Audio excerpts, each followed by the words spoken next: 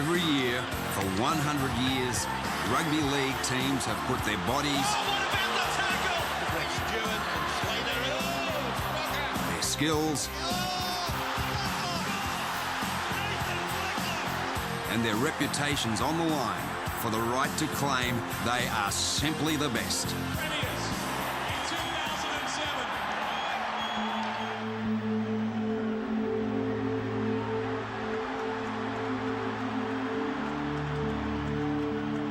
I just can't believe this.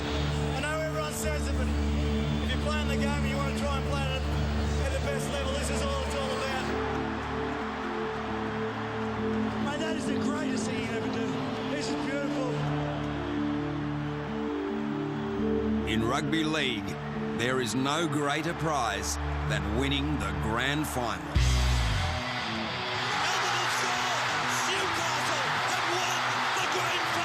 Winning that grand final, it was a script you couldn't dream of.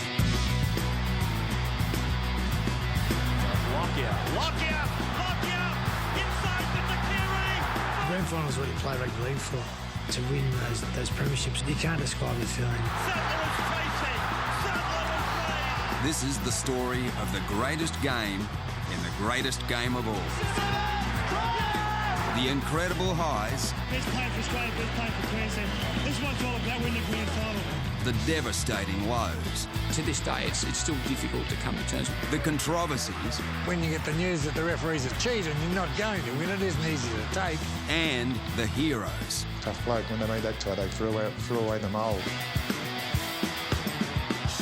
It's the contest that defines every season. The Rugby League Grand Final.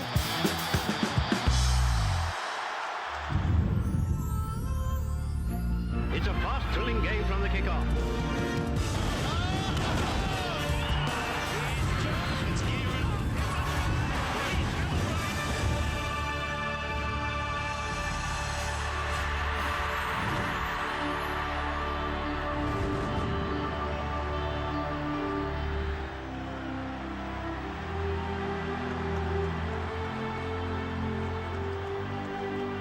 In 2008, rugby league in Australia is 100 years old.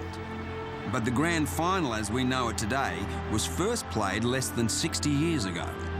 For many years we had a premiership where first past the post won, and then there was another situation where the minor premiers had the right to challenge back, but it was so open-ended. Nobody knew when the season was going to end, really.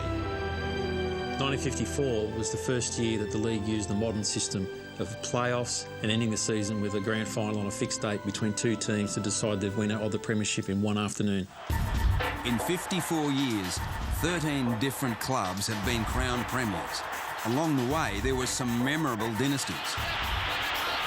South Sydney is still the most successful premiership club, with 20 titles, 6 of them in the modern era. Souths were well known in those days for moving the ball around and playing an exciting brand of football. Piggins slips us superbly timed past to Stevens. They were just a great side. They had great players and you know, they just put it all together. The Rabbitohs played in 5 straight grand finals, from 1967 to 1971, and won 4. I don't think I could have ever been any more proud than I was of a team. Really, and Jones, the captain. He's over, a try, Freddie Jones. In 1972, perennial bridesmaids Manly Warringah claimed their first title. Out to Brannigan, that's a try to Manly. To come off and win the first grand final was a dream come true for the club. They've been trying for so many years, and everyone was elated. They proved it was no fluke the next year when they overcame Cronulla Sutherland. Out-sprinting Burke and Rogers, Fulton crosses for his and Manly's second try, one that could seal the premiership. On the boil, look at him. Within 5 years, Manly added another 2 titles to become the dominant side of the decade. Coote stepping out of tackle. There's Mullins with him. There's Harris.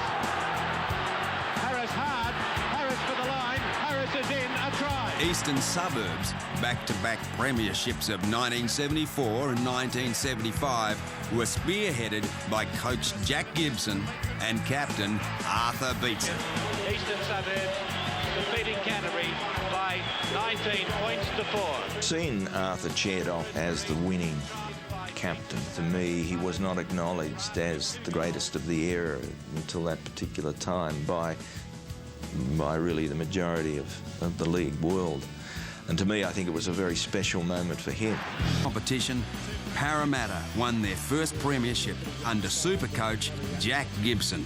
The win was unbelievable. The fans have been waiting for so long for a grand final win. It sparked wild celebrations for the fans. They burnt all our gear too at Cumberland Oval when they burnt the grandstand. The Eels would lift the trophy 3 times in the next 5 seasons. See a pressure here. Oh, it's going to be a try. Kenny has scored. Brett Kenny has scored his second try 3 years in a row.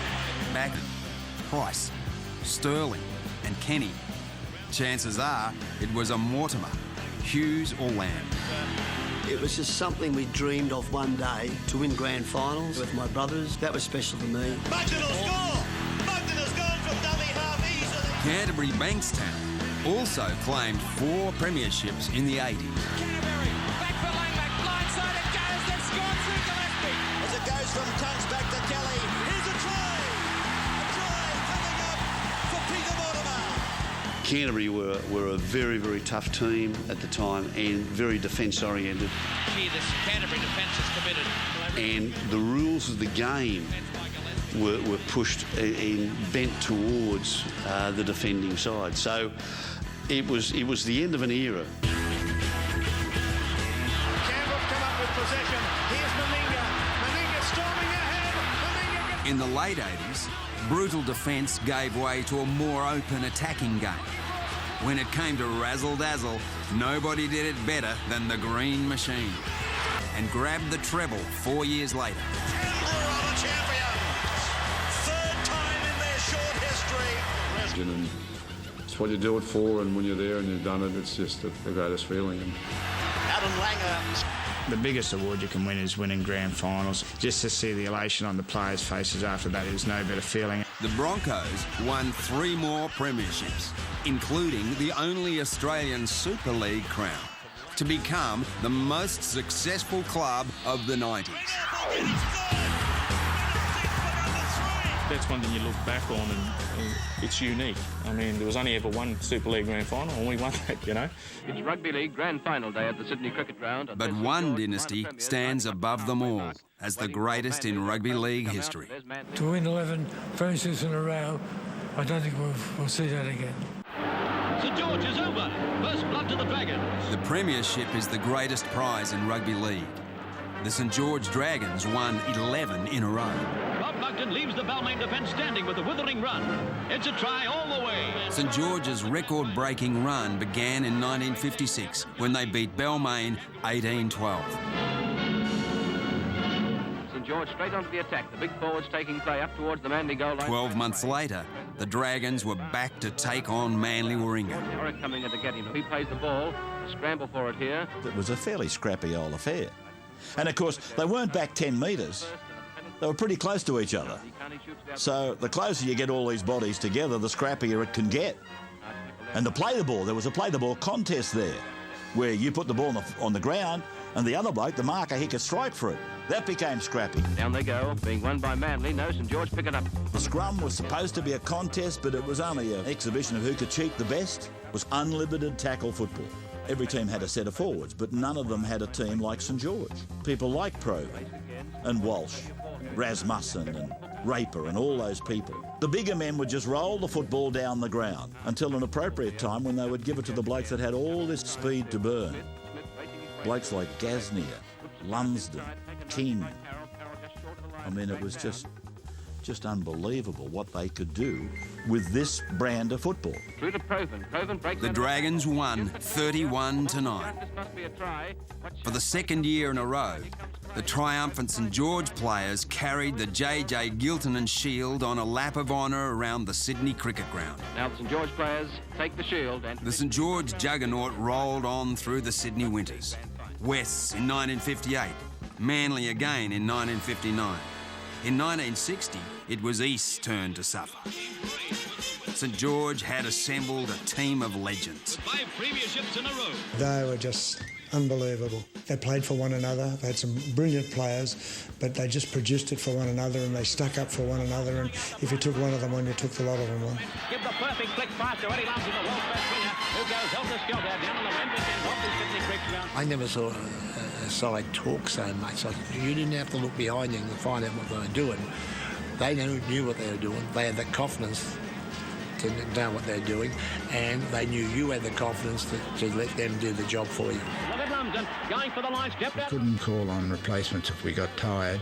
So the secret is to get everybody with enough stamina to do the 80 minutes, and that's what St George did. Now a good break here as it goes through. A beautiful pass into Gasney. Look at him slicing the opposition.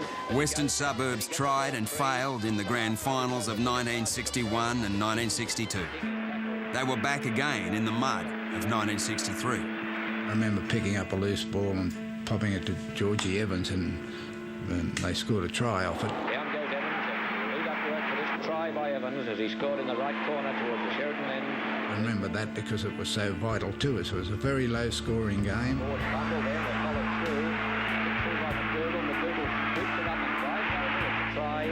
Quite a weapon cover for his king as he goes through this tackle, which is the other great controversy. It was modern-day trench warfare. Over here, a tackle from behind, but he dived over, and there's a sliding try to King. There's the end of the game. Saints' 8th successive premiership gave rugby league its most enduring image. Look at Norm Crowe, just completely covered in mud. I was trying to tear Arthur's head off 5 minutes before I embraced him and they took that photograph. Part of it is the Australian attitude. You get contest very fiercely, and then a minute later you can be mates. That's what Australian rugby league is all about. Norm Craven, captain-coach of St George for the past 4 seasons, leads his team onto the field. In 1965, the star-studded Dragons took on an up-and-coming South Sydney in front of a record crowd. 78,056 at the cricket ground, they counted, but they couldn't count the ones that knocked the gates in, knocked the doors into the showground. They came over the fence, and it was the most frightening thing you've ever seen in your life. The largest crowd in Australia's rugby league history at the Sydney Cricket Ground. There's people standing on top of the stands and over on the showground clock. They're up on the tower up there and all around the whole grandstand. I remember walking into the dressing room then, and I saw John O'Neill, a big tough prop forward from Gunnedah, and he had tears in his eyes, and I said, "What's the matter, big fella?" He said, "I can't believe all these people come here to watch me play footy." Quick passing from Draper to Gasnier to Smith, who goes over in the corner.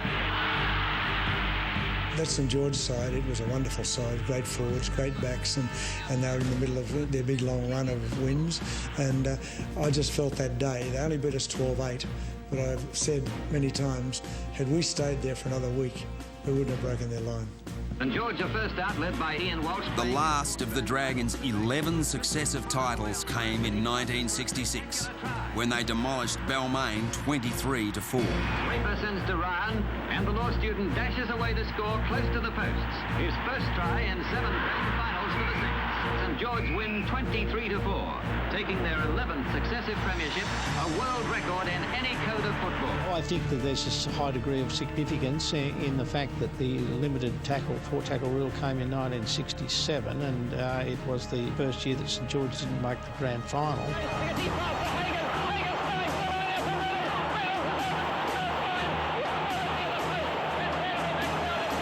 St George went down to Canterbury in the final. And Canterbury Maxtown has done the impossible and knocked the famous St George side out of the Rugby League Premiership of 1967. And in a way, it's a little bit sad. The era was over and no one could believe that St George would be in the grand final, even us that were waiting for them to come and have a shot at us. It wasn't until you really got in the dressing room, sat around for a few minutes, until it really hit you, we're not coming back out here for the grand final. And the nice scissors move have been put on here. There's Draper going nicely downfield. Shoots it away this time to Johnny King. In 11 grand finals, the Dragons had scored 205 points and conceded just 63. Yeah, it'll never be done again because there's too many players move about now between clubs, and I don't think there's too many teams now that have that real dead-set deep passion for one another and the deep passion for their club and the deep passion to win. St George's next title came in 1977 in historic circumstances. The 1977 grand final was something that lives with me for pretty well all my life. It was a great time, a great era. There's Goodwin. Goodwin has smacked their bottoms. It's a chase. It's a chase. He'll win it. It's a try. The full-time bell went after 100 minutes of grand final footy, and they said we're back next week. Back inside the bench. He's making inroads. He's turned John Peart around a few times. He's up over the corner. A great run by Finch. The replay in 77 was probably tougher than the original grand final. St George won easily, 22-0. The intensity was probably lifted in the second one, and we ran away pretty easy winners in the end. 1977 premiers. Away gets a beautiful pass to Gardner. Close to scoring here. 12 months later, it was back-to-back replays. This one held on a Tuesday. Gardner in for a magnificent try. Manly's commanding 16-0 victory in 1978 was the last replay. So, 72, 73, 76 and 78.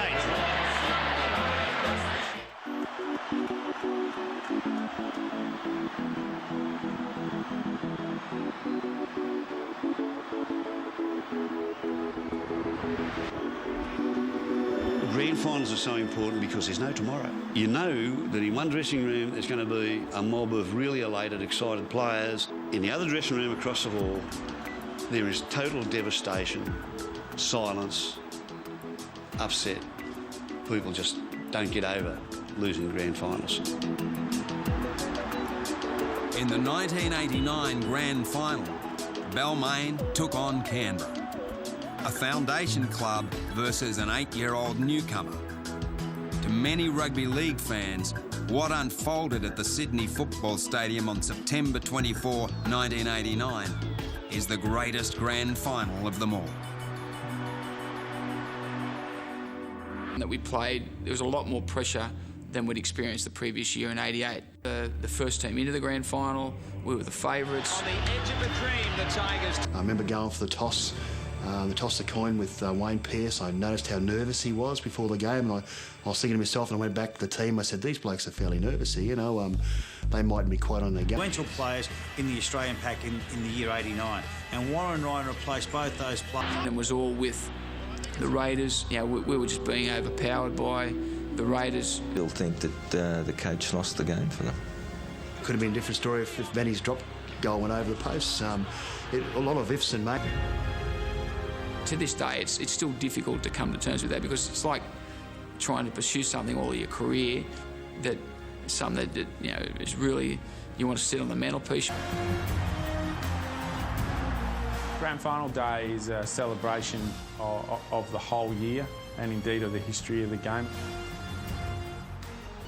You know, and personally I was happy I scored 3 tries, so and to win in front of 58,000 at ANZ Stadium, it was a massive night. Virtually at the end of that grand final, everyone was saying, well, it's not a real grand final. You know, you didn't win it, and we thought, well... Doing what they do best, and a try! Then Tawira Nicow and Glenn Lazarus, off the back of those two blokes, Melbourne got a roll on, they started scoring tries, they're back in the game. Has to be a penalty try because he's been taken out. And then I remember hearing from the video box in my earpiece, oh, this will be the decision of the millennium. Front of the sticks. So that's it. Good night, Irene. St George are gone, Melbourne win.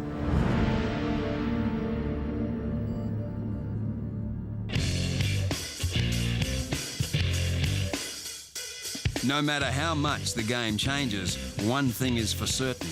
There will always be plenty of magical grand final moments to relive. Oh, he's taken on the ball. It's a try, and it's a magnificent one. I've been to a couple of grand finals. It's the thrill of the day. It makes the hair on the back of your neck and your arms stand up. It is such a spectacle. these people, all the adrenaline, all the excitement, and all the drama of a game.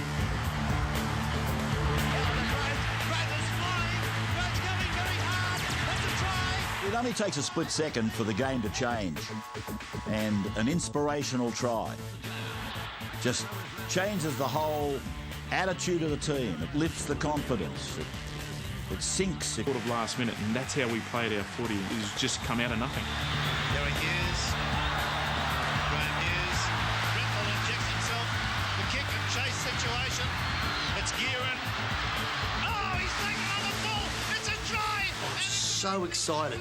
To this day, I have never seen a better try in a grand final than Steve Gearan's try. Harrigan goes in on top of him again. A little kick by, Brett Kenny has been hit around the chin. I mean, it was just common knowledge. You went through the gate, you braced yourself, you fastened your seatbelt, you said, here it comes. Here's the opening. They're going to belt the living daylights out of each other here.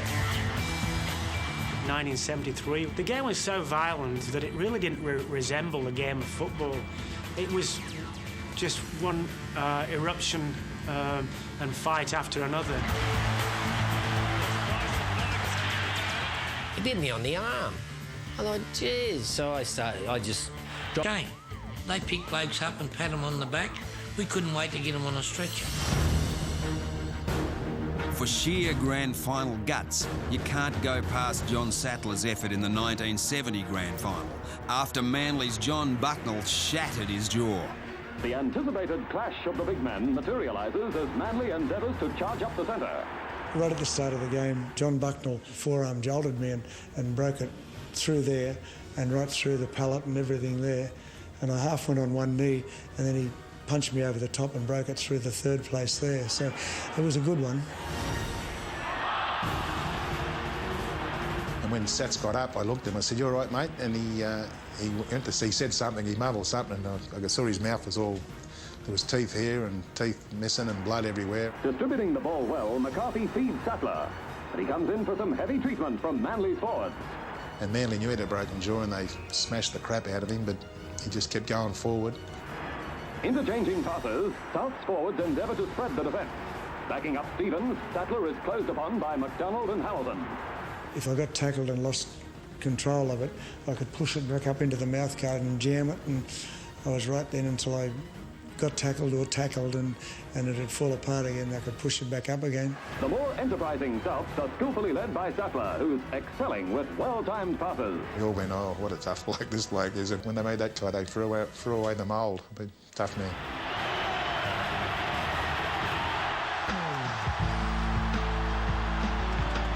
Grand Final Day has written the last chapter in some of the league's greatest stories. Crow and Pricey in '86. What a way to say goodbye. In 1986, and that now sets the stage firmly for a right and proper exit from the game of two of its greatest men, Michael Cronin and Ray Price. It's the proudest moment of my career, and it'll be the last time I ever play here. Thank you. And the cheer there is for the great Steve Mortimer, unstrapped, but he's going to take his part in the grand final. Surely one of the great champions of the 80s. I would have loved to have played the whole game, but I had a broken arm, and look, I'm very grateful to have had that opportunity to go on for the last 5 minutes. I went out there, touched the ball, but I could see the changing of the guard, and my time was up. Out for Polomouta, pushed on for Jason Smith, intercepted by Meninga. McGregor pursues, McGregor's off the Meninga, the crowd roars. I wanted to go to winner, and the players were fantastic, and they set themselves that goal as well to send me out a winner, and I'm forever thankful for it. Meninga goes out with a grand final crowd. A hooter has gone. Melbourne have won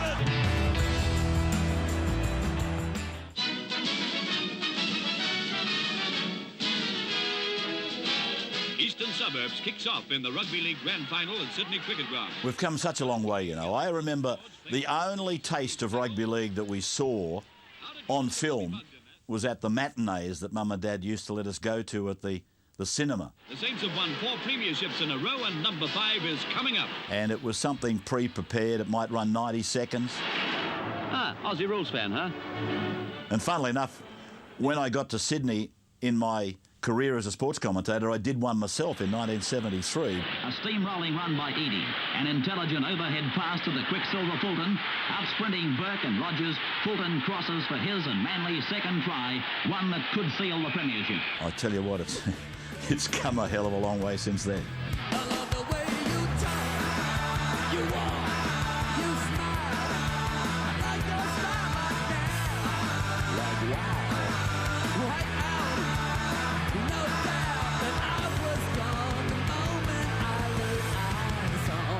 But the premiership decider is all about what happens on the field, as the last 2 teams standing battle it out for the ultimate prize.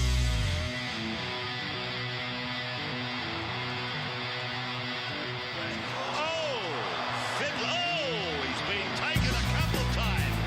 Thurston, right foot kick, down the ground, into the goal almost. Hodgson cuts it off. Hodgson taken by Norton.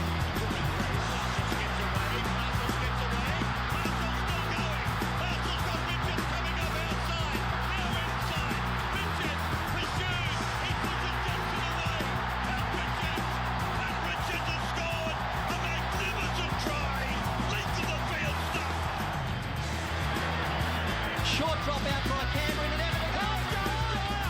Goal gets it. Royce Simmons. That's it. In his last match, Royce Simmons gets 2 tries. And here's a wedge.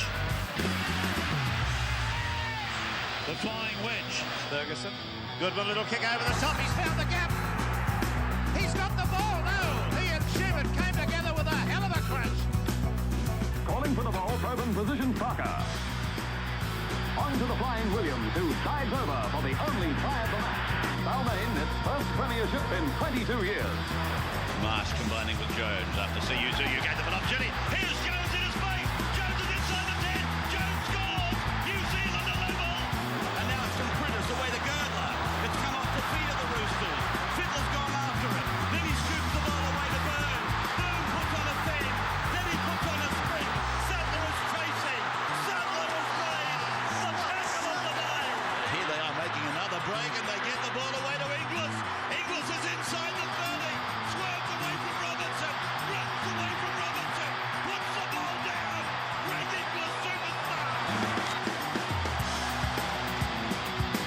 As rugby league begins its next 100 years, there will be new premiers and more controversies. Grand finals will continue to be won and lost with a moment of inspiration or an act of desperation. Every year, another name will be added to the list of champions.